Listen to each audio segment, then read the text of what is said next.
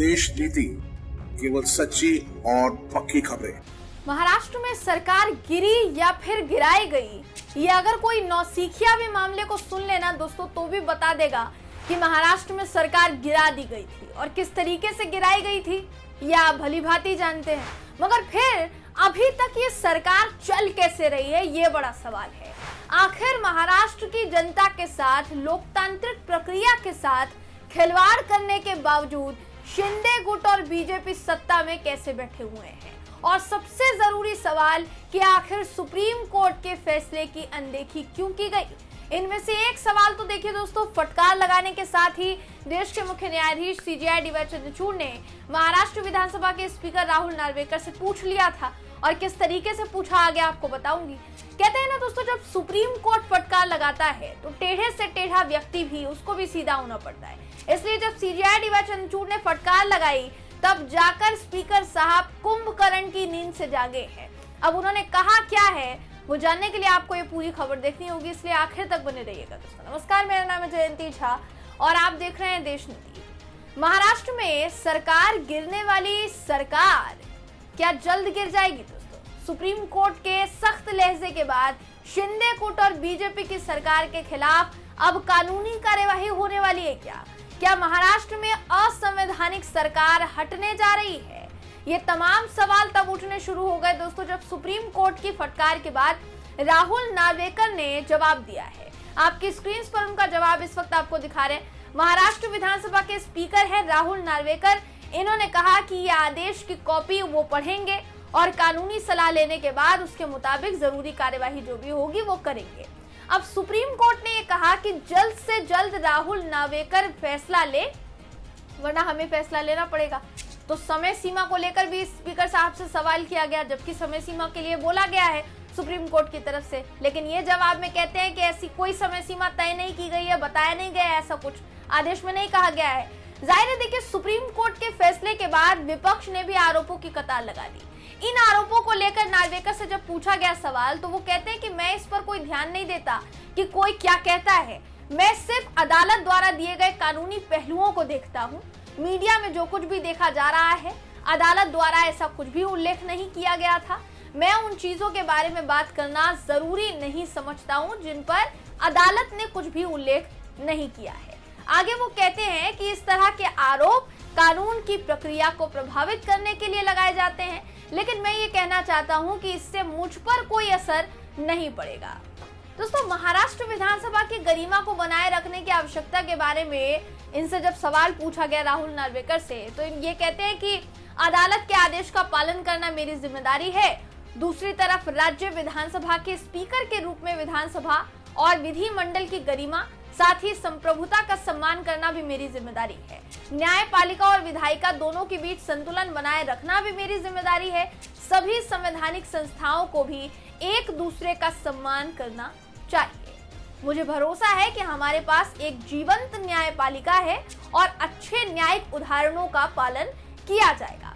अब ये जो कह रहे हैं दोस्तों, राहुल नार्वेकर जो कह रहे हैं कि अदालत के आदेश का पालन करना मेरी जिम्मेदारी है, अगर ये वाकई इसे अपनी जिम्मेदारी समझते तो अभी तक सुप्रीम कोर्ट के आदेश का पालन क्यों नहीं किया गया, ये सवाल है।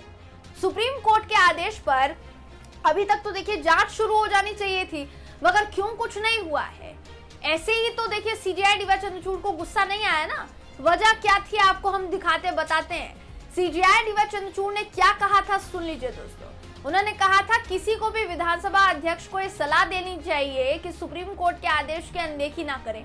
सरकार की तरफ से सॉलिसिटर जनरल तुषार मेहता पेश हुए थे, जिनसे सुप्रीम कोर्ट ने कहा कि अदालत को जल्द से जल्द ये बताइए कि कब तक अयोग्यता वाली जो याचिका है उस पर फैसला लिया जाएगा स्पीकर की तरफ से।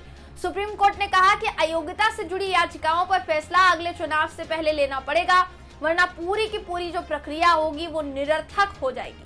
सुप्रीम कोर्ट ने यह भी कहा दोस्तों कि स्पीकर जो डेडलाइन बताएंगे, यानी जो समय सीमा बताएंगे, अगर सुप्रीम कोर्ट उस समय सीमा से संतुष्ट नहीं होता है तो स्पीकर साहब को सिर्फ 2 महीने का वक्त दिया जाएगा। 2 महीने के भीतर भीतर उनको फैसला लेना पड़ेगा किसी भी सूरत में। आपकी जानकारी के लिए बताना चाहूंगी, सुप्रीम कोर्ट को गुस्सा तब आया है जब 18 सितंबर को सुप्रीम कोर्ट ने जो आदेश दिया उसका पालन स्पीकर राहुल नार्वेकर ने नहीं किया दोस्तों, अब तक नहीं किया। उस आदेश में कहा गया था कि जल्द से जल्द राहुल नार्वेकर जो कि महाराष्ट्र विधानसभा के स्पीकर हैं, वो जल्द से जल्द कोर्ट को ये बताएं कि समय सीमा क्या है, आप कब तक इन याचिकाओं पर फैसला लेने वाले हैं, क्योंकि उन्हीं याचिकाओं पर महाराष्ट्र की सरकार का भविष्य अधर में लटका हुआ है। आप फैसला लेंगे तब पता चलेगा कि कानून के मुताबिक जो सरकार बनाई गई है वो असल में संवैधानिक है या फिर नहीं है। आपको अच्छी तरीके से मालूम होगा दोस्तों, नहीं मालूम तो आपको याद दिलाना चाहूंगी कि पिछले साल जून महीने में, अगर मैं गलत हूं तो मुझे क्लियर कर सकते हैं, पिछले साल का मामला है, एकनाथ शिंदे अपनी सरकार को छोड़कर सीधा सूरत में जाकर बैठ गए थे और 40 विधायक जो हैं, तकरीबन 40 विधायकों का समर्थन उन्होंने बताया और ये कहते हुए उन्होंने सरकार गिरा दी पूरी। उसके बाद भारतीय जनता पार्टी के सहयोग से एकनाथ शिंदे गुट की सरकार जो है वो महाराष्ट्र में बनी। अभी इस वक्त एकनाथ शिंदे जो है वो मुख्यमंत्री है महाराष्ट्र के। तो ऐसे में जब से ये फैसला सामने आया दोस्तों, उद्धव ठाकरे ने पहली बात तो अपना सीएम पद छोड़ दिया और उन्होंने जो मुख्यमंत्री आवास होता है वहां से भी जल्द से जल्द मुख्यमंत्री का जो आवास था वो भी छोड़ दिया।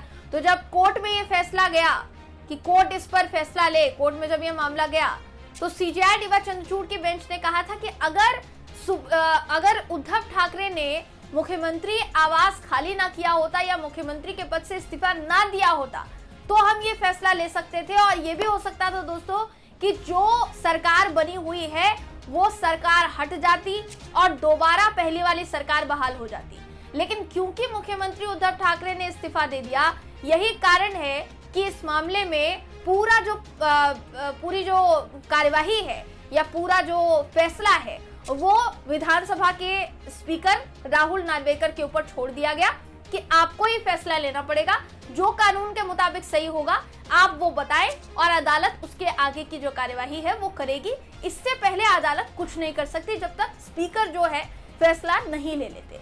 तो अब स्पीकर साहब के ऊपर सब कुछ है और स्पीकर साहब, आप सोचिए 18 सितंबर को आदेश दिया गया था, अभी इस वक्त अक्टूबर का महीना चल रहा है, आधा अक्टूबर खत्म हो गया, अभी तक फैसला नहीं लिया गया है स्पीकर की तरफ से। तो यानी इसको सुप्रीम कोर्ट के फैसले की अनदेखी नहीं तो क्या कहा जाए।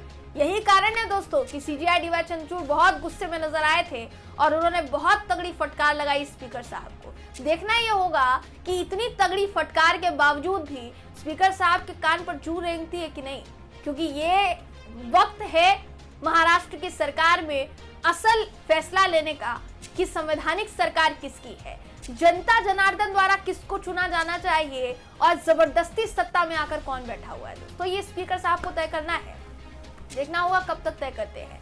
फिलहाल इस खबर पर बस इतना ही। आप इस खबर पर क्या सोचते हैं, आपकी इस पर क्या राय है, कमेंट करके मुझे जरूर बताइएगा। वीडियो अगर आपको पसंद आया हो तो वीडियो को लाइक कीजिए, शेयर कीजिए, चैनल को सब्सक्राइब करना बिल्कुल भी ना भूलें। फिर मुलाकात होगी आपसे अगली वीडियो में, तब तक के लिए नमस्कार। आपका एक सब्सक्राइब हमारे लिए महत्वपूर्ण है। देश नीति को अभी सब्सक्राइब करें और बेल आइकन को दबाना ना भूलें।